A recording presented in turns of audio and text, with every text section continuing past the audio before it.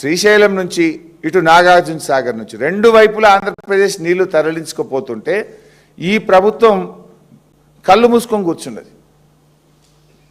మరి మన పరిస్థితి ఏంది?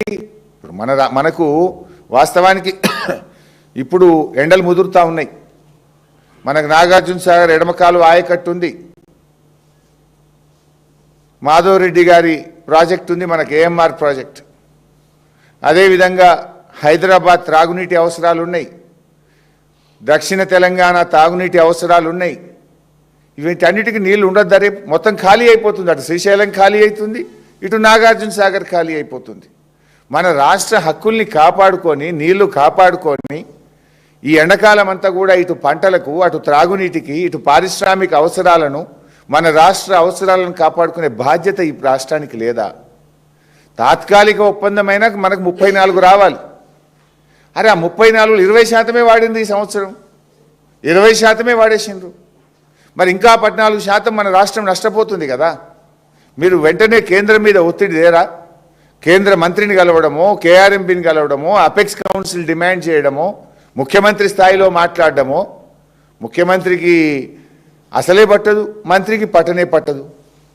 ఇద్దరే అయిపోయింది. రాష్ట్రానికి గాలికి వదిలేసిండ్రు. ఈఎన్సీ పోస్ట్ కూడా నింపరు. ఇవాళ మీరు మన రాష్ట్రానికి ఇంకా 174 టీఎంసీలో మన కోటా ఉంది. ఇప్పుడు ఆల్రెడీ ఇవాళ ఎంత 10వ తారీఖు, ఈరోజు కూడా 1.5 టీఎంసీ ఆంధ్రప్రదేశ్ తీసుకుపోతుంది. ఈ నిమిషానికి ఈరోజు కూడా పర్ డే 1.5 టీఎంసీ ఆంధ్రప్రదేశ్ తీసుకుపోతుంది. ఈఎన్సీ గారి లేఖ ప్రకారమే ఇవాళటికే ఆంధ్రప్రదేశ్ తన కోటాకు మించి 16 టీఎంసీల నీళ్లు ఇప్పటికే తీసుకుపోయింది. అదనంగా 16 టీఎంసీలు తీసుకుపోయింది. ఈరోజు కూడా నీళ్లు పోతా ఉన్నాయి. మరి రేపు మన పరిస్థితి ఏంది? మన రాష్ట్ర పరిస్థితి ఏంది? రేపు హైదరాబాద్ మంచినీళ్ళకి ఇబ్బంది రాదా? రేపు మా నల్లగొండ, ఖమ్మం, మా మహబూబ్ నగర్ రేపు పంటలు ఏం కావాలి? మా కల్వకుర్తి కింద పంటలు ఉన్నాయి, నాగార్జున సాగర్ ఎడమకాలం కింద పంటలు ఉన్నాయి, ఏఎంఆర్ ఎస్ఎల్బీసీ కింద నల్లగొండలో పంటలు ఉన్నాయి. ఈ పంటలన్నీ ఏం కావాలి? దక్షిణ తెలంగాణకు రేపు మున్సిపాలిటీలకు, గ్రామాలకు, రేపు ప్రజలకు త్రాగునీళ్ళు వద్దా? మీకు బాధ్యత లేదా? ఇంత పట్టింపు లేని రాజకీయమైంది. మీరు పరిపాలన చేస్తున్నారా, ఇంకేమన్నా ఇది చేస్తున్నారా? మీరు సర్కార్ నడుపుతున్నారా, సర్కస్ నడుపుతున్నారా? ఇప్పుడు ఇంకొక ఇంపార్టెంట్ పాయింట్ ఏంటంటే, నేను ఆల్రెడీ అసెంబ్లీలో కూడా చెప్పిన ఈ విషయం. బీఆర్ఎస్ ప్రభుత్వ హయాము కంటే కాంగ్రెస్ ప్రభుత్వం వచ్చిన తర్వాత కృష్ణా జలాలలో వినియోగం తగ్గింది. ఈ ప్రభుత్వం నీళ్లను వినియోగించుకోవడంలో ఫెయిల్ అయిపోయింది అని డాక్యుమెంట్లతో సహా ప్రెస్ మీట్లో చెప్పాను, అసెంబ్లీలో కూడా చెప్పాను. This is the document.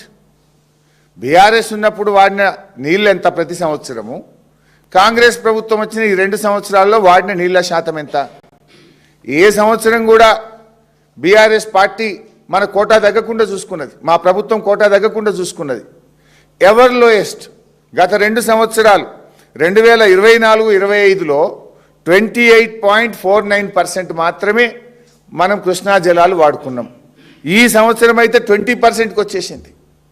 గతంలో మీరు చూస్తే బీఆర్ఎస్ ప్రభుత్వ హయాంలో 30, 35, 45, 33, 29.88, 29, 29.89, 30, 36 ever lowest utilisation by this Congress government.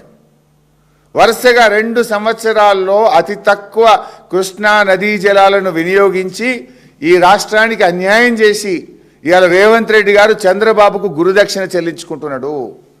మన నీళ్లు కిందికి ఆంధ్రకు జార విడుస్తున్నాడు. తెలంగాణ నీటి హక్కులను ఇవాళ తల్లే ఇది అయిందంట, దయ్యమైందంట చూడు, అట్లా ముఖ్యమంత్రి ఈ రాష్ట్రం పాలిట ఇవాళ ఒక దీనిగా తయారైపోయాడు, శాపంగా తయారైపోయాడు. ముఖ్యమంత్రిని ఎవరైతే హక్కులు కాపాడాల్సినటువంటి వ్యక్తి ఉన్నాడో ఆయనే ఇలా హక్కులు కాలరాస్తున్నాడు. ముఖ్యమంత్రి రేవంత్ రెడ్డి హక్కులు కాలరాస్తున్నాడు. తల్లి దయ్యమైంది అన్నట్టు ఇవాళ తెలంగాణకి రేవంత్ రెడ్డి గారు శాపంగా తయారైపోయాడు. అదేదో సామెత లెక్కున్నది. ఇంత దుర్మార్గమా? మన బీఆర్ఎస్ కంటే ఇవాళ ప్రాజెక్టులు పెరిగినాయి. ఇయర్ ఆన్ ఇయర్ మేము ప్రాజెక్టులు కట్టినాం. నీటి వినియోగం పెరగాలన్నా తగ్గుద్దా? ప్రాజెక్టులు కట్టుకుంటున్నా పోయిద్ది కృష్ణా మీద, పెండింగ్ ప్రాజెక్టులు పూర్తయినా కొద్దీ అవసరాలు పెరుగుతాయి, ఆయకట్టు పెరుగుతుంది. దుర్మార్గం ఏంటంటే మీ పాలనలో ఈ 2 సంవత్సరాల్లో నీటి వాడకం తగ్గుముఖం పట్టింది. This is a total failure and negligence of Congress government. This is a total failure of the chief minister. అత్యంత కీలకమైన ఈఎన్సీ పోస్ట్ను కూడా వారాల తరబడి కాలు పెడతారు ఎవడన్నా.